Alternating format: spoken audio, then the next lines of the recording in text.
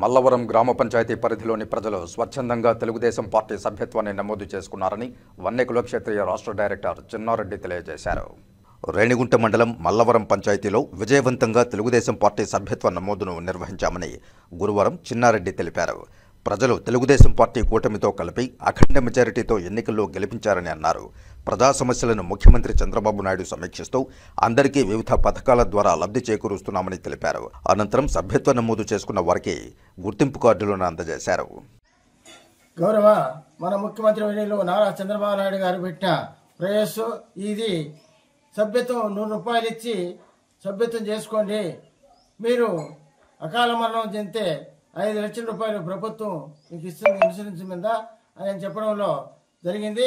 ఆ విధంగా మేము గ్రామాల్లో వెళితే వాళ్ళు స్వచ్ఛంగా వచ్చి 100 రూపాయలు కట్టి మరి 575 సభ్యత్వాలు ఆరమల్లవరం పంచాయతీలో చేయడం జరిగింది.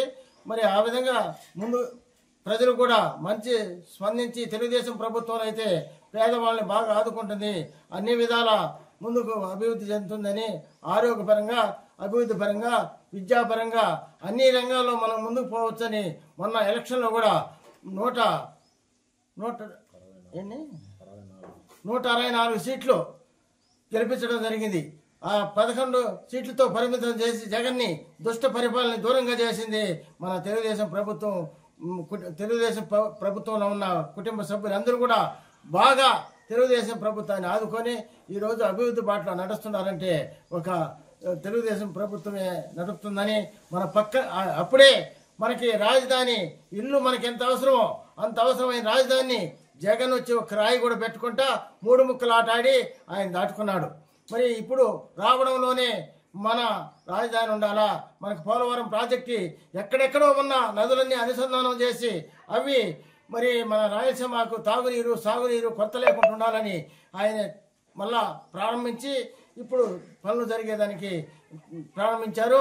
మన పక్కనే ఉన్న రిజర్వాయరు మల్లుమడుగు రిజర్వాయరు మనకు ఎంత అవసరం అంటే అంత అవసరం. 14 చెరువులకి ఇదంతా ఆ నీళ్ళు వచ్చి ఆ గ్రామాల్లో పంటలు బాగా పండించుకునేదానికి కూడా బాగా అవకాశం ఉంటుందని ఈరోజు అది కూడా ప్రారంభించి చేస్తున్నారు. ఎక్కడ రోడ్లైనా ఎక్కడ చెరువులైనా ఎక్కడ కాలువలైనా అన్నీ కూడా ఈ ప్రభుత్వంలో జరుగుతాయి. ఈ ప్రభుత్వంలో నమ్మి ఓట్లేసిన ప్రజలకందరూ కూడా న్యాయం జరుగుతుందని కూడా మీ అందరికి తెలియజేస్తూ ఈ అవకాశం ఇచ్చిన ధన్యవాదాలు.